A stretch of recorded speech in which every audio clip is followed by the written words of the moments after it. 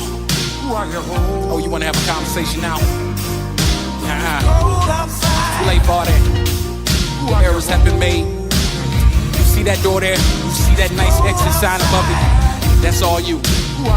But I gotta warn you, the winter months is coming, it's getting cold. You better take a scarf and a coat. Been gone, came home. Bones in the closet, in the hallway and in the laundry, in the kitchen, in the office, in the coop, it's a quandary. Morning dew in the country, morning news with my coffee. Calling me, I ain't talking. I wonder if shit is dawning. Yawning, been up for 16, palming trees like California. Mama saw you, tried to warn me, but really kinda annoyed me. She talking like it's the boy me. And mama, you know me. And I know that it's some cold ass street. Last time I got played, it was both cassettes and CDs. Learned a lesson of 3, seen the best of them beat. Nothing more than the skis, nothing less than the beat. Believe the stress in the streets, niggas be stressing the beat. Like, oh, your man ain't around, man, why you checking on me? She instigated, now he's stepping to me. Like pussy second-handed is disrespectful to me. Captain save on cap and save a few points off the pavement. Saying charge it to the game, cause I bet all odds bitches is laying like side in the rain. Trojan horses running in place. Yeah. I didn't know, but I found out. Somebody told me that you've been around. Been around. You thought I would know, but I found out. Somebody told me that you've been around. Been around. You thought I didn't know, but I found out. Somebody told me that you've been around.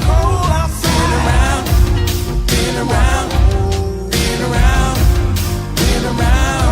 You thought I would know, but I found out. Oh, you still trying to talk? That X is still there.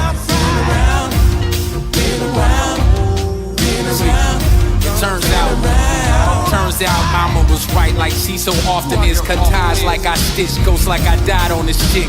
Don't take my silence as forgiveness.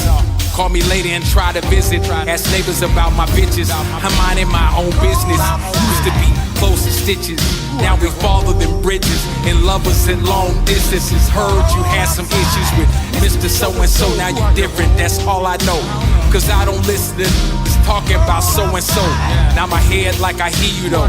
Just some chick I used to know. Thought you was special. Turned out you was a special hoe. I wasn't talking but you're asking. So now I gotta let you know. I would've stretched my coat across the water so you could float. Ask your mom about her daughter, she probably knows something, maybe she don't. I just figured, cause she's an older woman. I know she's seen it all, both coming and going. She called a couple of mornings, I picked the phone up, number was foreign. Hers was 6 and 4, this was a 6 and a 6. Calling me from the office, talking about this daughter shit. Never had a father shit. I ain't fucking with you, but your mama I could be bothered with. Cause early she said she would watch the kids, and me and you ever tied a knot in it. But me and you is finished, we ain't never tying a knot in this. Unless it shoes over the power lines. I thought I didn't know, but I found out. Somebody told me that you've been around.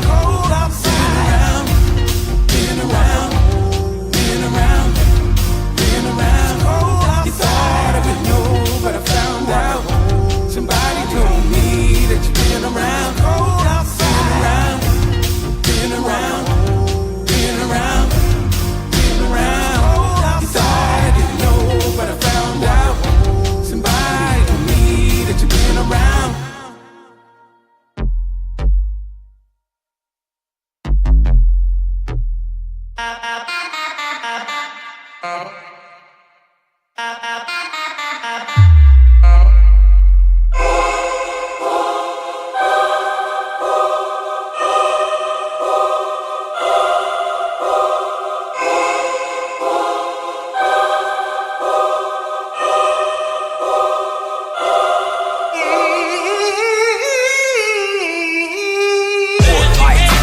Sports life. We'd like to welcome y'all to join in. Well, listen in, tune in. talking about life is sport and a little of everything. You gotta play. Hopes and dreams for tomorrow, fears and tears from the past. Sport life, love, loss, love gain, fortune, family, sports, technology, science, religion. It's all covered here. All of it. Life. We welcome you too. Well, you gotta play with sport life. The podcast. With your host, Revolver and John. Oh, sport life. Let's go. Sport life. Life is a sport. You must play it.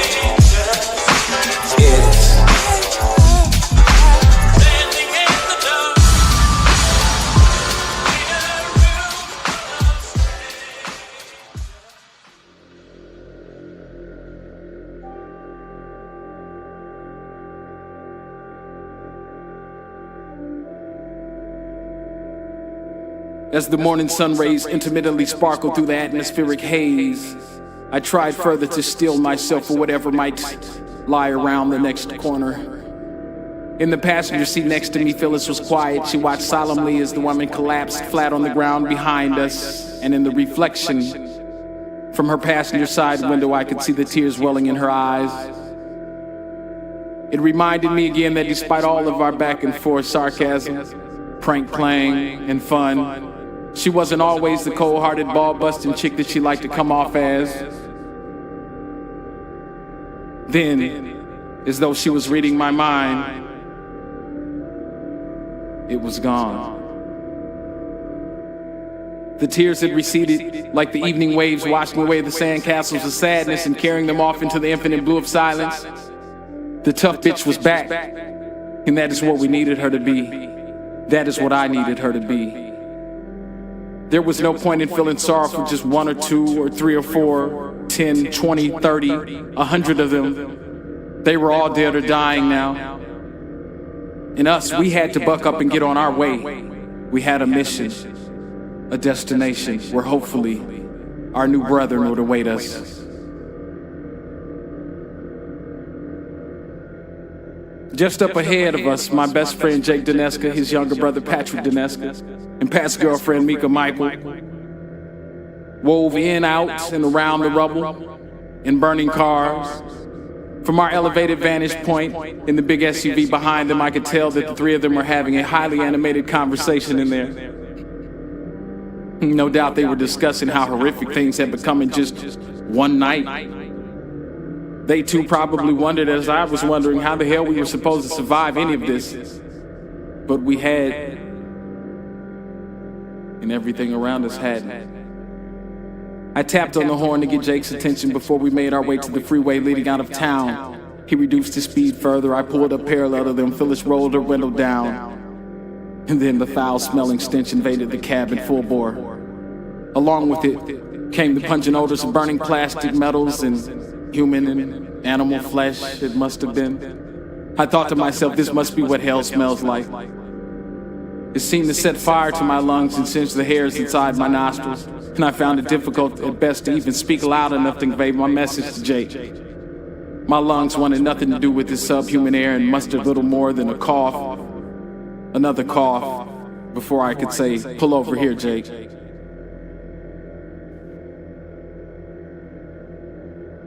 We parked in front of St. Peter's Catholic Church, and Phyllis and I climbed down out of the SUV. As I looked around, I couldn't help but feel an odd twinge of laughter in my gut as I looked at the mangled cross leaning atop the steeple. The remnants of a once beautiful and regal stained glass window now glazed the sidewalk in front of the steps of the parish. It looked to me like the magical dusty sprinklings of a band of roving pixies, if there were any such things as pixies and fairies, but hell, look around us.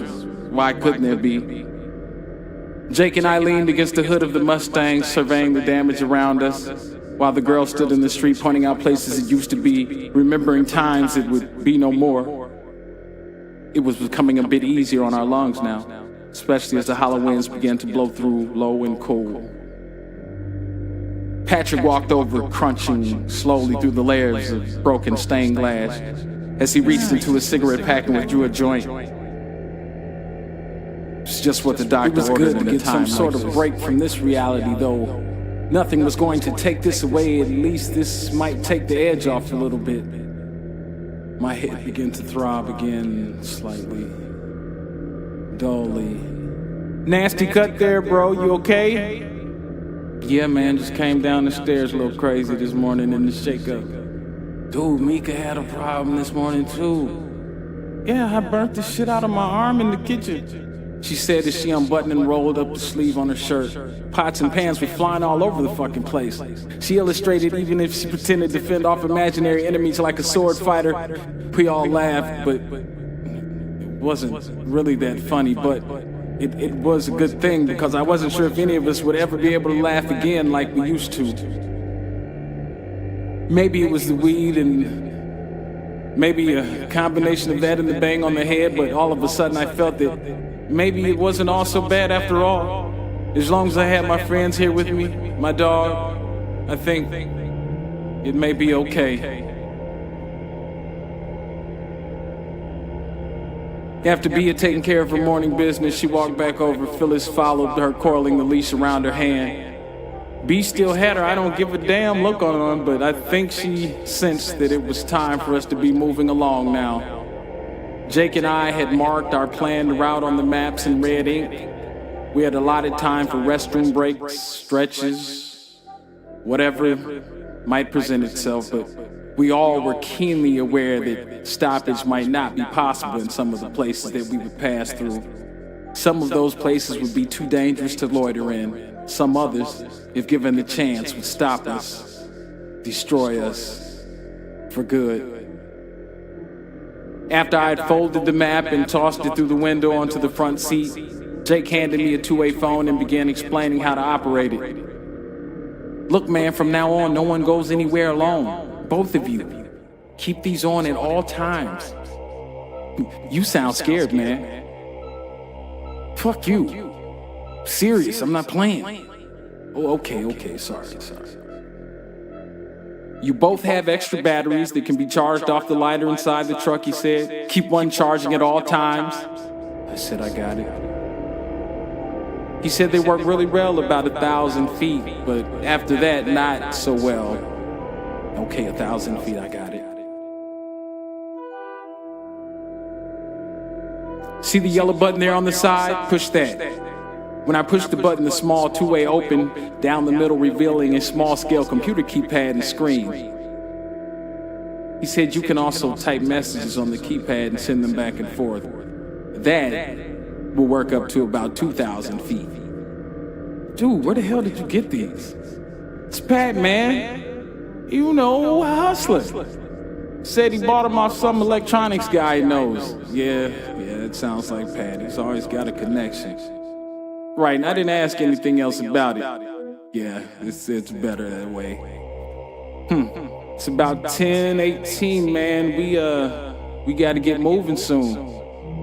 Everybody load up. If you haven't, please retrieve your favorite weapons from the trunk. From here on out, we do what we have to do to stay alive. Everybody got it?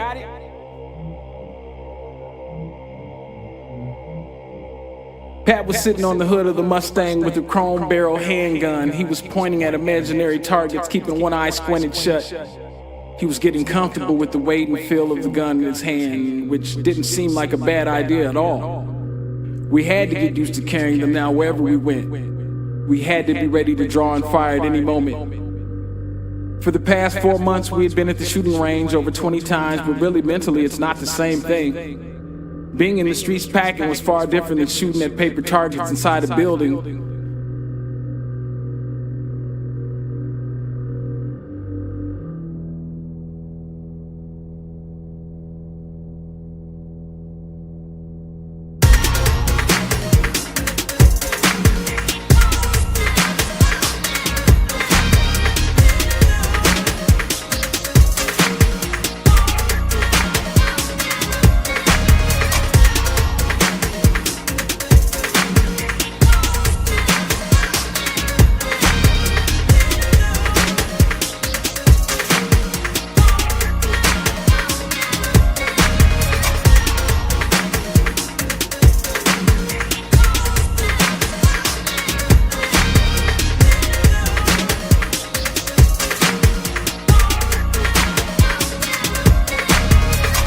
The relationship between race and crime has been an area of study for criminologists since the emergence of anthropological criminology in the late 19th century. Cesar Lombroso, founder of the Italian School of Criminology, argued that criminal behavior was the product of biological factors, including race. He was among the first criminologists to claim a direct link between race and crime. This biological perspective, sometimes seen as racist and increasingly unpopular, was criticized by earlier 20th century scholars, including Francis Kohler, John Thurston, Selin, and William Du Bois, who argued that another circumstance such as social and economical conditions were the central factors which led to criminal behavior, regardless of race. Du Bois traced the cause of this disproportionate representation of blacks in the criminal justice system back to the improperly handled emancipation of black slaves in general and the convict leasing program in particular. In 1901, he wrote, "There are no reliable statistics to which one can safely appeal to measure exactly the growth of crime among emancipated slaves. About 70% of all prisoners in the South are black. This, however, is in part explained by the fact that accused Negroes are still easily convicted and can face long sentences, while whites still continue to escape the penalty of many crimes, even among themselves. And yet, allowing for all this, there can be no reasonable doubt but that there has arisen in the South since the Civil War a class of black criminals, loafers, and ne'er-do-wells who are a menace to their fellows, both black and white." This debate that ensued remained largely academic until the late 20th century, when the relationship between race and crime became a recognized field of specialized study in criminology. Miss Helen T. Green, professor of justice administration at Texas Southern University, and Sean L. Gibbon, professor of criminal justice at Pennsylvania State University, note that many criminology and criminal justice programs now either require or offer elective courses on the topic of relationship between race and crime.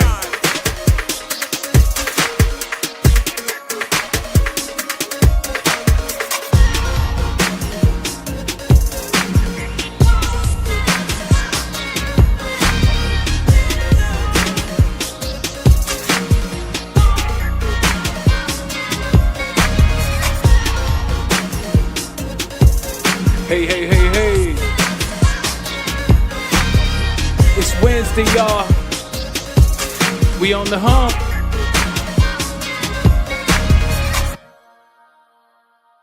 Like to welcome you all. This is your homeboy, Revolver, the MC, the producer, host of the Sportlight Podcast. I'd like to welcome you all, as I usually do, extending a hand. I hope this last week has been good to you all. I hope you are all healthy. I hope the devil hasn't been at your door, in your bed, or at your job. And here we are again. As we approach this holiday season, this holy day season, this alleged birth of Christ, this season of boosting the business's bottom line, wrapped in bows and presents, I'd like to welcome you all. I hope you all are in the giving mood. I hope those that are close to you are good and healthy. Matter of fact, I hope that you are in a giving mood all year long, and fuck just Christmas and helping out the corporate end. And, you know, if you're religious, you're praying every day, right? So God's birth, and we might get into that a little later, or we can get into it now. Don't nobody know when Jesus was born. Don't nobody know Jesus. Don't nobody know if it was a Jesus. So to have a birthday on an if character is iffy. But thou shalt celebrate as thou wishes. As we approach the end of this year, I hope you are all looking back, reminiscing, looking for things that you can change, fix, people to remove, people to get closer to, things you need to say. I know we all get like that around the end of the year. I say we all. I don't be like this all year. That would be a good thing. And this is like confession on Sunday, and then going out after church and stabbing a nigga. But this is the American way. We want to get all eggnogged up and all huggy and talking about reindeers and fat motherfuckers bringing presents and mangers, and just be nice all year round. Can be Christmas every day. You see something somebody like, get it for them, get it to them then. You never know. They might be dead tomorrow. You might be dead tomorrow. And the birth date of Jesus, it's not going to override the death date of your friend or your family, man, or yourself. But, of course, do consider what we've been through this 2018 year as we come to the close. I know it's been said many generations, many times, over and over and over and over again. But for, if nothing else, no other reason to be nice to everyone that's close to you, and don't bother those that aren't close to you, is that it seems like we are coming to a speedy end here. And like I said, I know it's been said many a time, but I think this is some new shit. I know societies have crumbled. I know great buildings have fallen. I know princes have died. Kings have been murdered. Queens have disappeared. Saviors have not arrived.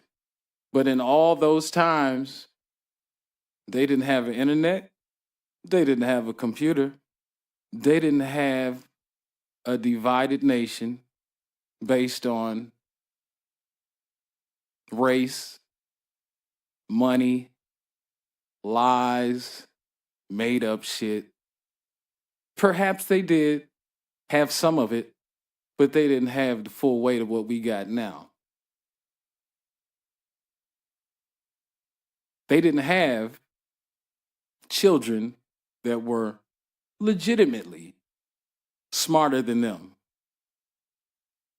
learning at a faster pace, learning different mathematics, a pure gap in technology between the generation that's running the country and the generations to come, operating on two totally different. There's usually a different vibe between the older generation and the following. Yeah, they look at the kids like, what is this rock bullshit? They looked at the kids like, what is this rap bullshit? They looked at the kids like, why y'all dressing like hippies? They looked at the kids like, drugs, what is this? And that gap is bigger now than ever.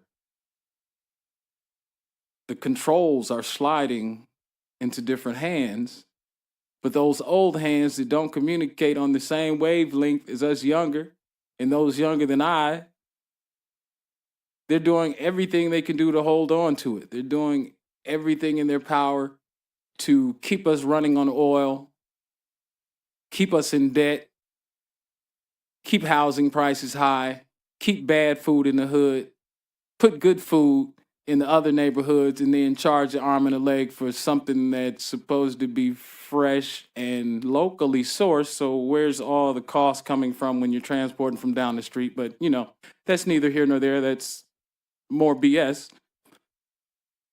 But at least, if you want to take a funny thing, at least they charge it more for being healthy. Apparently it's less to die. I guess the Cheetos and Snickers, even though, I'm catching Snickers out here for nearing $2. McDonald's combos used to be $3.50, $4.50. Them bad boys is nearing $10. How in the fuck McDonald's drive-thru and Burger King drive-thru get to the level of like you ordering a mini steak? They is out of hand, and then fuck up the orders all the time. You could at least be paying $10 for service, but that sucks. But, again, split. That's another split in the generations where you can just see that that's just going downhill. Service. These cats nowadays don't do service.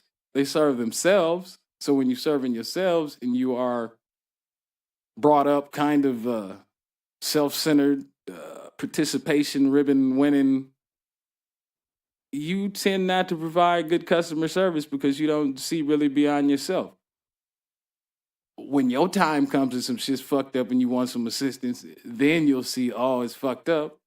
But I do find it interesting with a lot of the younger generations, younger than me, that doesn't bother them either. It's almost like they go into situations, unlike older cats thinking that they're going to be talked to and somebody's going to apologize for them and to them and be like, we're sorry for this, and the customer's always right. I think that shit is long gone and out the window.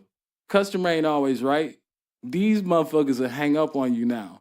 If you even talk to somebody local, none of them care. They will hang right the fuck up on you and have you call back and sit in the queue for another half hour. That's that differentiation of generations. But I don't see from my generation, and those coming up behind me, such deviousness. Let me speak for a second about this midterm elections, and I happen to be in the great state of Michigan, the Mitten, recognized, and I've got family members that are in the state of Wisconsin.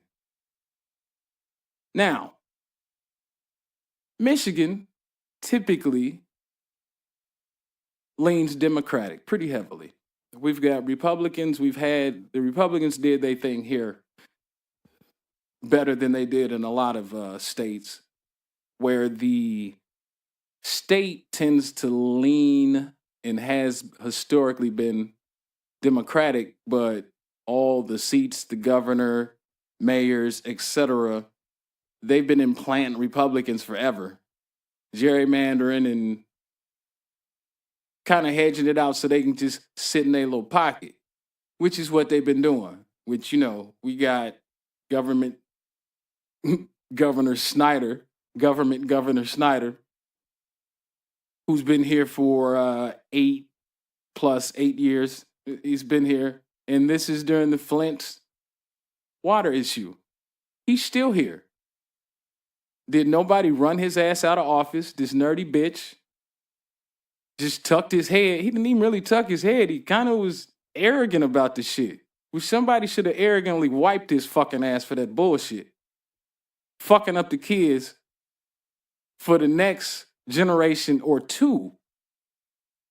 And the parents are going to start having issues too. Because they're older and their systems are more stout. Don't mean that repeated exposure to this bullshit is not going to fuck them up too. But the children had no chance. So we can see a generation of those, small generation there that's going to come up that's going to have issues. Mental issues, health issues. All because of some dealings that were done, some moves that were made to save money off the backs of more black folks, more poor folks. And yet, Republican Snyder remains in office, coming to an end now. But my point for bringing the two states up is, if you've been watching the news, you'll see that Wisconsin, more Republican, of course, than Michigan. What they did, their Republicans on the way out after this midterm in the blue waves, after they all got voted out, is they've now gotten together and have, in the dark of the night, passed legislation that is going to stall the powers, harness the powers, hamper the powers of the incoming Democratic folks. This is that dirty bitch shit that those people are on.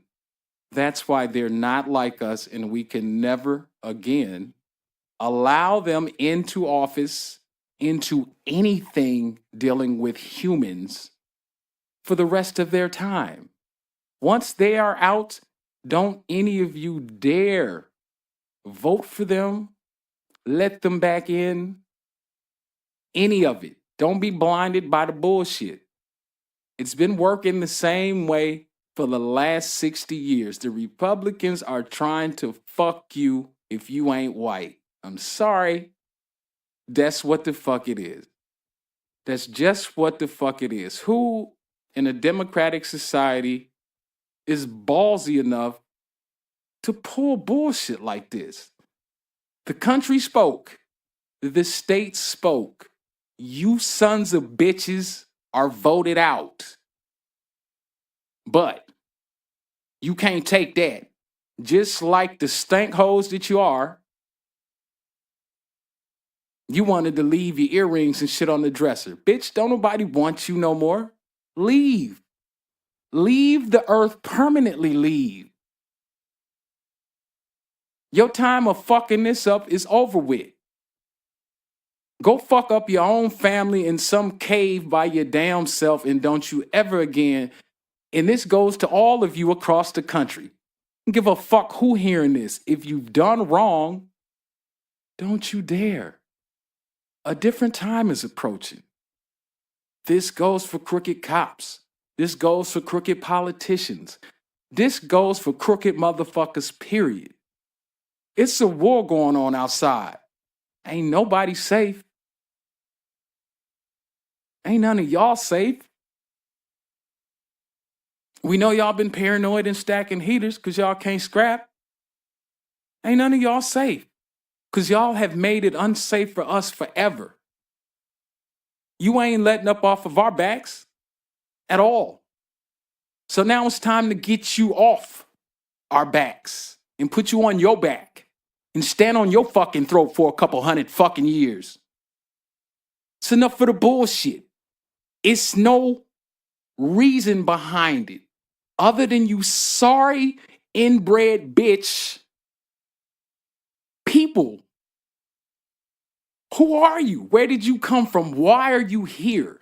You do no good for no one. No one. Any move that they make that appears to be something, you better look a little deeper because it's fucking you somewhere, guaranteed. Guaranteed. So they making legislation in the middle of the night to fuck up who the people voted in. You got the president line. It's coming to a head now, finally. We getting closer to it. And allow me to assist all of you guys, all the news media, Mueller, everybody who doesn't see the straight connection between Trump and Moscow. We getting at it. The connections is crazy. There's no reason for anybody running for office to, maybe you had some weird connections for maybe one, and at a max, maybe two people did something where they crossed lines with the United States enemy, essentially, the mortal enemy. Maybe perhaps in this free market world, you were over there trying to get your check, but not when 20 of your people, 15 of your people are in contact with foreigners during our election, trading information, blah, blah, blah. We know that point. Now, what I want you to focus on is what the media attempted to focus on, but nobody seemed to really do anything about. I swear we shouldn't let a cat into the White House who won't show you his taxes. Make it mandatory. We know it's been voluntary, even though the past ones have done it for many years. It's voluntary, but we really should make it law. If you can't show your paperwork, you can't show that you ain't been driving your corporation off the backs of whoever, that you don't have dirty dealings, whoever, that you ain't screwed over, that you haven't had ties to foreign, and therein lies why he wasn't coming up off those taxes. Let me assist everybody. You know the history of Don J. The business in the U.S., his name was mud. Bankruptcy, bankruptcy, bankruptcy, bankruptcy, bankruptcy, bankruptcy, school falling, school failing, businesses failing, businesses failing, opening up shit, taking money, closing shit, foundation, slush fund, mud. Now, if you do a little research, you'll also find out very quickly that while his name was Mud in the US, this was the same time period that he blew up. Yes, the Trump name was established. We knew Trump in the 80s and in the 90s, but the monster business Trump that we associate with The Apprentice, etc., that came during this time where that man couldn't borrow a red cent, not a black cent, not a blue cent, not a green cent in these here United States of America. Why? Because he screwed over everybody. Why? Anybody that could lend big money like that, they knew his track record was dirt. However, who would loan him money? Who did loan him money? So now, we know that investments were coming in heavily from Russia.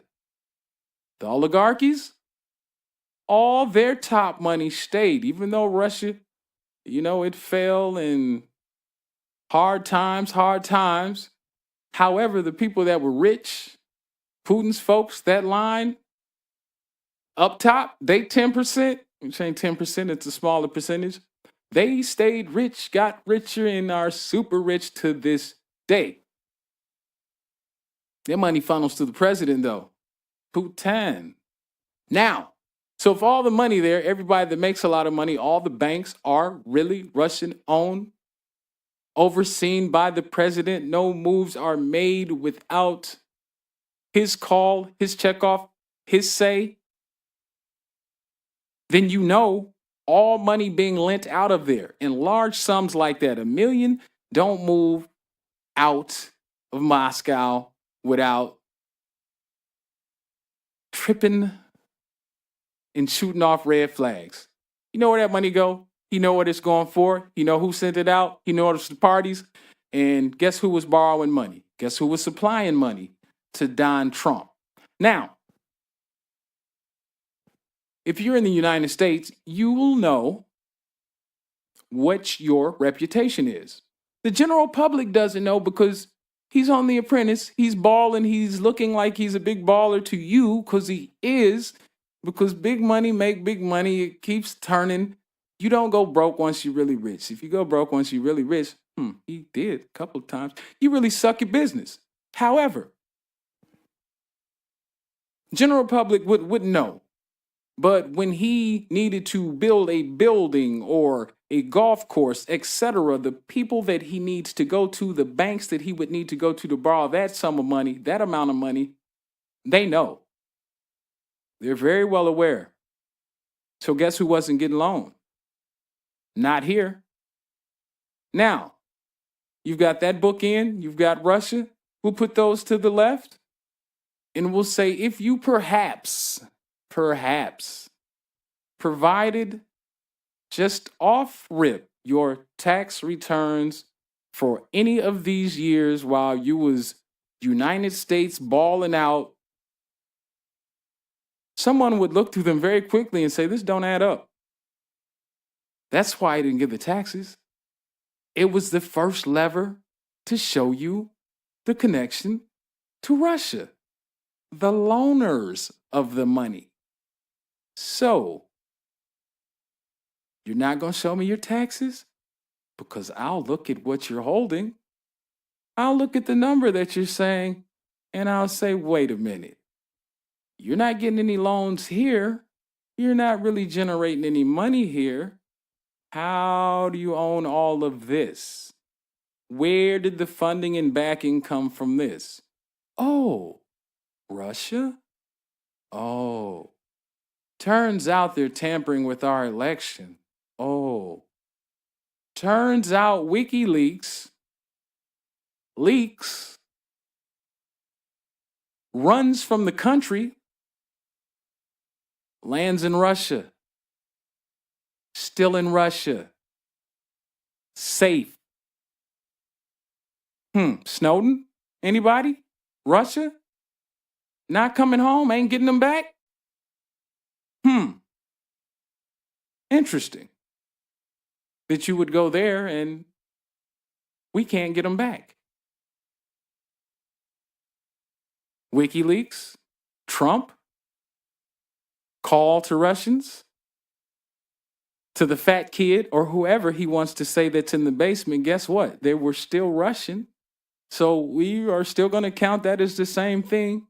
You made a treasonous call on our national airwaves to a foreign power, leader, president, side chick, basement fat kid, whoever it may be, Russians, to dig up dirt on Hillary Clinton, who this dirtbag country was already fucking with about emails. So dig up dirt. She was being investigated. There was no dirt that was going to be dug up, per se, right? If it was, it didn't turn up. However, you did make the request. You made a request while running for our top office to a foreign power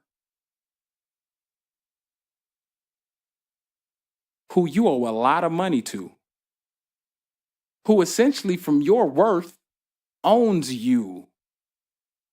There's no way that he should have been allowed to run for president. Get it? Shouldn't even have been allowed to run.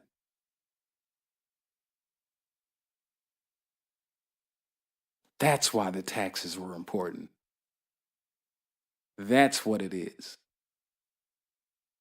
See, if the taxes would have been provided on the way in, by the time inauguration would have came around, it wouldn't have been him. They would have ran through that paperwork so fast it would have stalled him. Way faster than the Billy Bush tape. Because, the Billy Bush tape is one thing, and I'll harp on the ladies and say y'all was dumb, but hey, if that shoe fit, fucking wear it.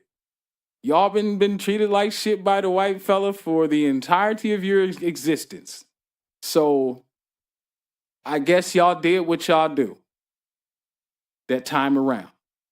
And I don't even know that you did anything special this time around other than that white man fucked with your white man. So then you said something. Not that he was fucking over kids, black people, the government, close to treason out in the open. None of that. Grabbing pussies. None of that. Cheating on pregnant wives. Treating first wives like shit. Treating daughters like shit. One of the daughters. Hey, I guess you did what you normally do and you went that route. But now we've got to deal with it in the past tense. We've got to deal with something that we should have never let in, and all this damage has been done, being done. And unfortunately, he's got the hat that says make it great again. We've got to roll it back once he's out of there to any kind of normality. And I'll say, because of how the country is apparently divided, it'll never be normal. He's wrecked something. Now, I know Constitution is supposed to be stout. The democracy is supposed to be stout, stand up to one person like this. But in all honesty, you better think about it. One person can really fuck some shit up. And some shit has really been fucked up. There are judges in place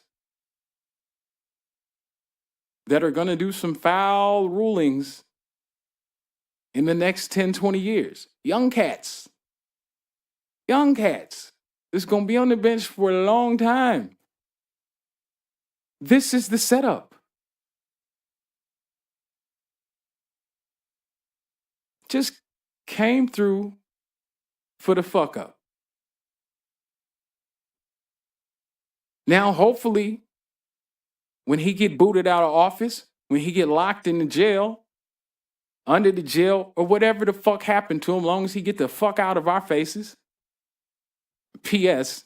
That funeral ain't gonna be like Bush's. Cats didn't even like Bush and showed up out of respect and saw what he was doing. Boy, they gonna spit on your grave. They better not put you in the rotunda, boy. Somebody gonna kick your casket over. It's gonna be a shootout in that bitch. But we've got to deal with all this in the past tense, in retrograde, in investigations that of things that should have never been let into the house while this cat's in the house demolishing it. You didn't fix health care.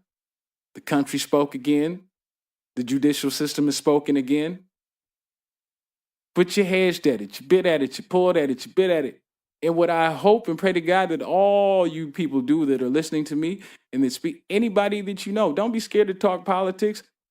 You have to, because this is how we get divided. I don't think anybody's been talking. And if they've been talking, there's been some bullshit and no one has actually talked through something. But if you talk through this and just pull up stats, numbers, and history, you will land on a certain side. If you land on the other side, it's not going to be stats, numbers, and history that you're looking at. You're going to be operating from something different. So then that person, at least through the discussion, we can see that that person's that person. That's what they're going to do. They're racist. They're ultra religious and have some weird tie to something that doesn't exist. Let's face it, there's no proof. And they're going to go that way. So there's nothing you can do about those folks. But we should all be talking because we should all be landing on the side of truth, proof, honesty, personal honesty, political honesty, relationship honesty. This is what we should be doing every day. So this never happens again. So as we again approach this holiday season, 2018, you got to look back. That's just to look back at presidential stuff that really, again, is going to take a while for us to fix. Because mind you, as the Michigan and Wisconsin examples were given, those Republicans that are still in the Senate that have rode with this madman this far have been riding over you and us. They're happily trying to destroy healthcare and have been. Since it was rolled out to us, they've been trying to get rid of it. And again, for whatever reason, if it's money, when we can jack a bunch of money on space, shout out to my space and my science people, because I know they jacking money, but I know y'all could use some more money. Military, boosted it up. Border patrol, border security, boosted that up. He looking for billions for a wall, boosted that up. Why wouldn't you take a couple chunks of that money, put it into the healthcare system and fix it? Who in the hell doesn't want healthy people? It's hard to understand. The system may have had some hitches in it, but remember, really, the only hitch that's ever really been fucked up in the system is that since it was rolled out, they've been pushing back. They've not been setting up the exchanges. The insurance companies was trying to bail out because they're looking at money. This is a bottom line stock country. Let me tell you, one of the industries that is based more than any other industry on stock is insurance. For y'all that don't know, major insurance companies are funded by stockholders. So as much as anybody investing in anything, insurance direct to the policyholder, the owners, is a stock company. They're trying to turn over money all the time. And this is who we leaned on as the planking underneath the healthcare system. Of course, that was going to have some issues, some bends, some folds, some not wanting to even fuck with it because they know as soon as I have to start taking all the patients,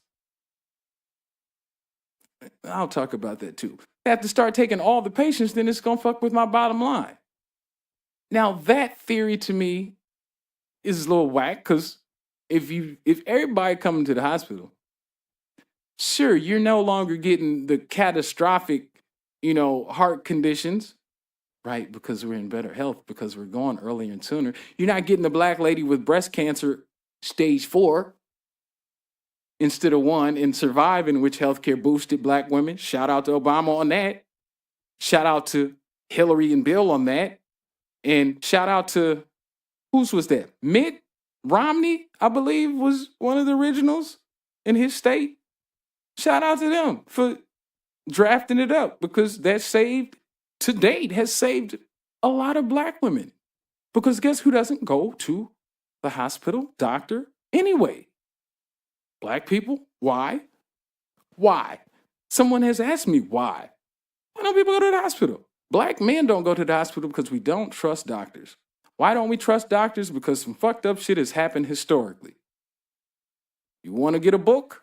Read about just experimental shit that has happened, but it's deeper than that. Black men don't go to the doctor all the time because to us, to many of us, many of them, it's the same thing as a police officer. You never give up your body to someone who, by all that you know, might be trying to kill you, might want to slip you something, might want to have an accidental death on an operating table, or you go in for some one thing and you end up dead. That's how we're built, because the country's been built like that, because it has happened. I'll tell you, my great-grandfather left the house back in the day. They ain't never seen him again. Never seen him again. I'm reading old letters from my great-grandmother, and she talking about it, saying it seemed like somebody was trying to firebomb the house. Now, this is a sharecropper. This is a sharecropper that worked through and owned their land, owned a decent amount of land that rolled through generations. This is what they was going. This is a man that, good standings from all I've heard, a good dude. Great-grandma was the beast, and I knew her. I didn't know him because he was long gone and missing by the time. So if she was the beast and he was a nice fella, well, why did he end up missing? And this is why. It's the same thing for blacks. You leave the house, you might not come home. You go to the doctor, you might not come home. Now, the only way to get over that is to install the practice of going to the doctor, of it becoming a trustworthy thing, of the system expanding so that if everybody's going to the doctor, of course, more doctors are needed, more doctors of color other than Indian, Chinese, are now in the field. So now it's not weird. You're not just going to see the white doctor or somebody that might not be looking out for your best interests.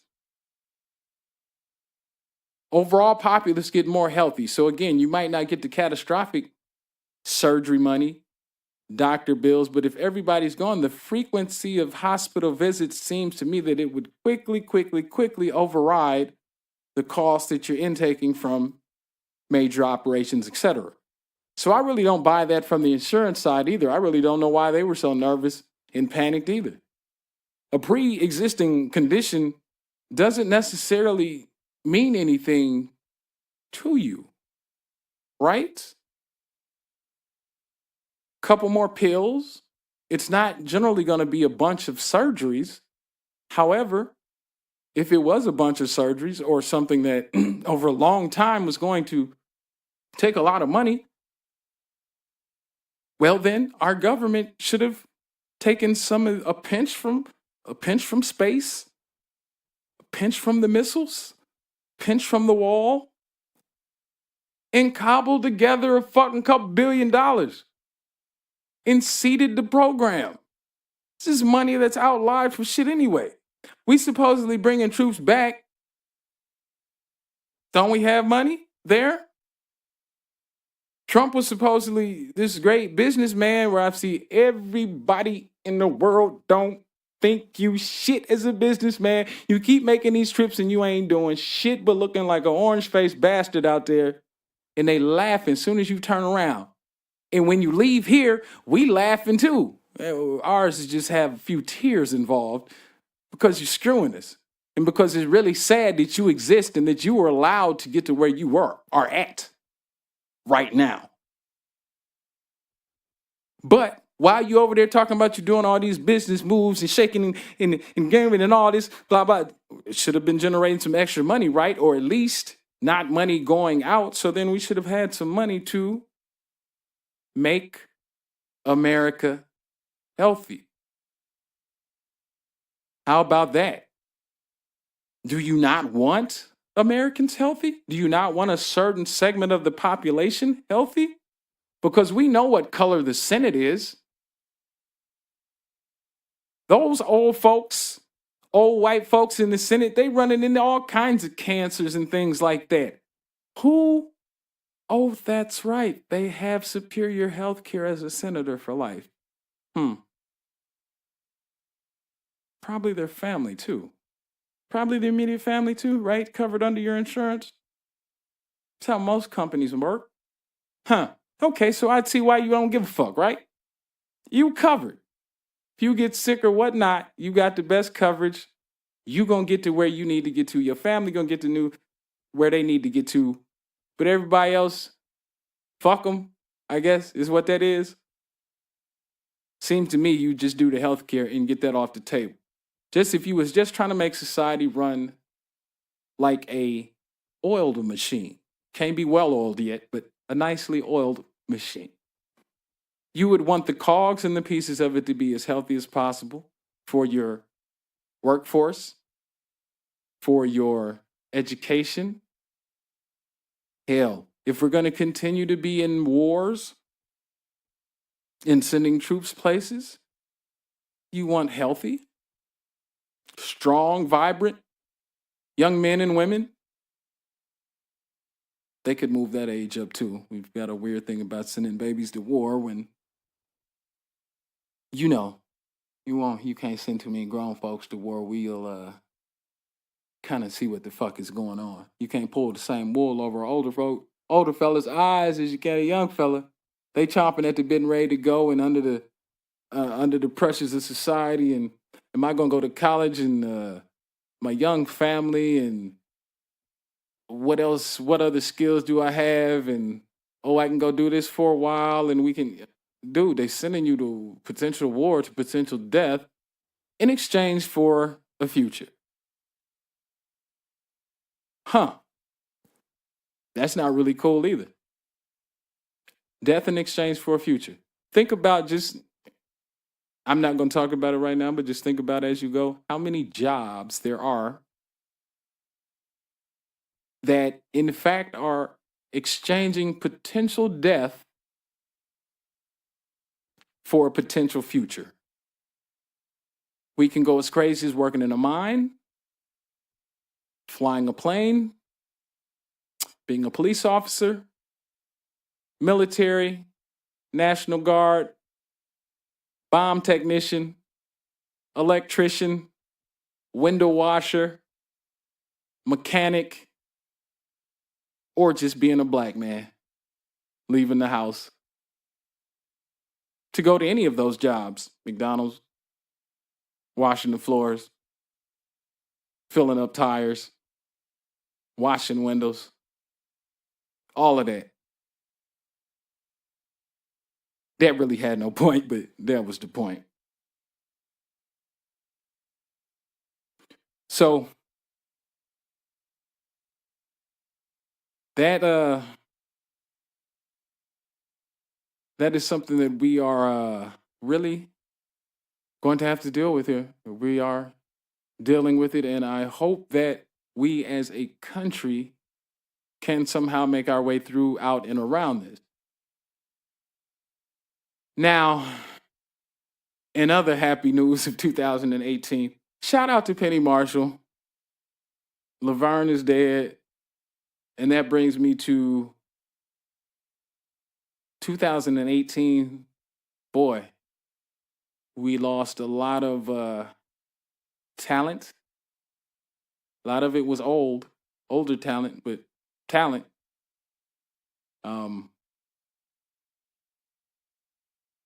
And more so than going through a long list of people who died, my favorite Aretha, my favorite Aretha. Instead of going through a list like that, I don't know. I'm trying to figure out if this is me being old man or what it is, but am I wrong? Or when all these people die out of our generation, are there any more? When the people die in this next musical and acting generation, is anybody really gonna give a fuck like we do about ours? Anybody gonna give a fuck about Taylor Swift, Jessica Simpson, Britney Spears, Justin Timberlake, Miley Cyrus, Drake? Is anybody gonna give a shit like when Michael Jackson died, Prince died, Aretha died, George Michael died, James Brown? I don't see, again, it may be me being an old fella, but I don't see that there's going to be any kind of comparison. The stars now don't shine like the stars used to. Now, of course, I know, because I fuck with the music industry a bit, that a lot of that, of course, is legend. They were able to build legends back then because they didn't have all of the technology and somebody snapping pictures every fucking where you went. Your legendary stories held up. You needed a nigga like Quincy Jones late in life to tell you some shit that was going on back when there wasn't nobody at the party but niggas that was supposed to be at the party and bitches that was at the party. Cocaine and partying. Now it's pictures all over the place unless you make a real conceited effort to stop all cell phones, etc., like a Dave Chappelle show. All them, put them in the lock bags and you can't take them out. And I know motherfuckers is doing that at parties now and, even small events, because motherfuckers is dirty and scheming all the time. But Tacion, Mac Miller, Prodigy, these is kicks in the chest and in the nuts, but it's different than the old stars. So that was just a thought I had. And I was wondering if it was me or, if it's the caliber of the star, if it's the legendary stuff, but also is legendary stuff work then where there not being anybody there, you can also be a legend quicker now because somebody is always somewhere taking a picture. All the way up until your death, rest in peace, Doc. Somebody taking your picture as you laid out in your vehicle. All the way through. However, months later, ain't nobody talking about it. And I would go as far as to say, other than the core fans, my man music ain't never gonna be heard nowhere again. It ain't gonna be on radio. It ain't gonna be on nobody rotation. Prince and them, Mike, Whitney, they're going to be in rotation until probably they stop playing music. So that's the thing. Quality of artists, quality of material, maybe just the speed up of everything with the technology. You see it, you ingest it or digest it or don't, which seems is more what's happening. It's like technology put up a force field. So you might look up and see it and then just be like, boom, and it bounces off. There's no absorption and personal account and thinking what this meant and what kind of impact. It's just, oh, and then on with it. And then maybe that's it. It's just done. Everything has become fast now, including the emotional component, if there is one. Get it in, get it over with, shake your head, prayers for your family, and you're in my thoughts, and then you be on with it. That in itself is really a sad, sad state of affairs for things in general. I don't even know what you could take away. Like, and even, I don't know what you could take away from this generation down that's going to affect all of them. All of us, where we're going to just have a day like, boy, that was fucked up. Bush Sr. just died, and it was, they mourning, but it was still quickly, if you begin to really talk about it, you're going to get a pushback. Somebody says he's good, you're going to get a pushback from a bunch of people to tell you, no, it was some stuff done during those times, during his span in office that kind of did some bad stuff for folks. Two folks. You were involved in Trickle Down, homie. VP. That demolished the black neighborhoods. That demolished poor neighborhoods. Things of that nature. And that still wasn't everybody, not even close to it. And more so, I think now, it was viewed so sadly because it's a comparison of what's there now. If W died tomorrow, we would look at it the same way. When W was in office, there's all kinds of cats running around talking about him being stupid and all that shit. The boy ain't stupid. He ain't stupid at all. He wasn't what we wanted. The Democrats, we remember very sharply an election that was probably stolen. And that was some dirty shit. That was in the courts and all of that. And really that came down to a good Democratic man saying, you know what? For the good of the country, even though I probably got just about as much right as you. They count votes in your brother's state. For the better of the country, I'm going to go ahead and step to the side. George, you go ahead. George went ahead. And as if they were waiting, and as we predicted in the day, 9/11 quickly followed. That space, that first space in so many years where foreign countries were looking at the United States like, oh, I think the giant is having a problem right now. I think they're confused. Shortly after, the hits came. And believe me, the cell planning was really tightening up and getting going in that gap where we was trying to figure out what a hanging chad was. They was mastering the finality of the plot on how to take a plane.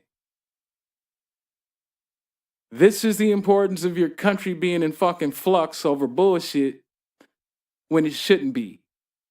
If there are foreign enemies, Russia now, because 9/11 kept us in a flux, because he knew Hillary was standing on guard because a nice long history going back, knowing the bullshit that they on, and had been dealing with them as part of her job under Obama, was prepped for the bullshit.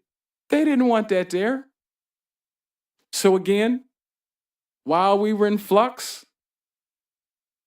19 or however many it was, 15 fucking Republican candidates, all of them getting trounced by a would-be Republican that really is more of a Democrat. We don't want him, no. That's why he ran on your side. In flux.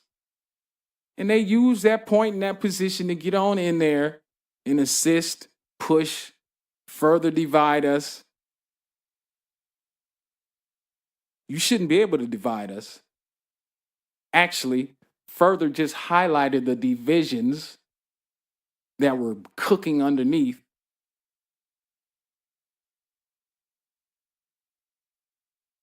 We can, as a great society, be in states of flux.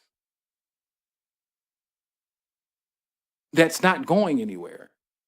Growth, of course, is a state of flux essentially for at least a second while it's growing. But the arc is up, forward, not backwards. Soon as somebody said, make something great again, we should have looked hard and long and really discussed what great again meant.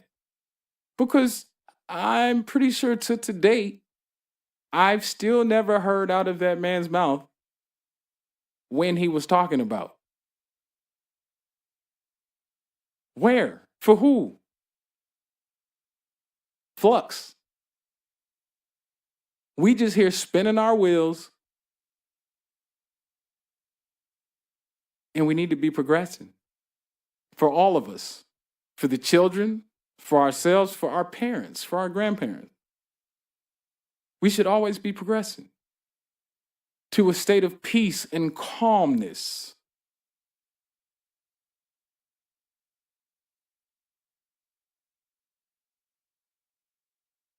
Not anger, derisiveness, and bullshit. It's a new year. It's 2019. I want all my people. I want y'all to learn. I want y'all to have your eyes wide open. I want you to see, hear, listen, talk. Don't be scared of us, because hell, we do a great job at killing us. They do a great job at killing us. Something should be done. Don't just be wandering out there in the wilderness when there are shields for you to put on. Don't stand there with your camera phone out while somebody getting murdered. Don't put up with bullshit when you shouldn't have to. Slave days is over, homie.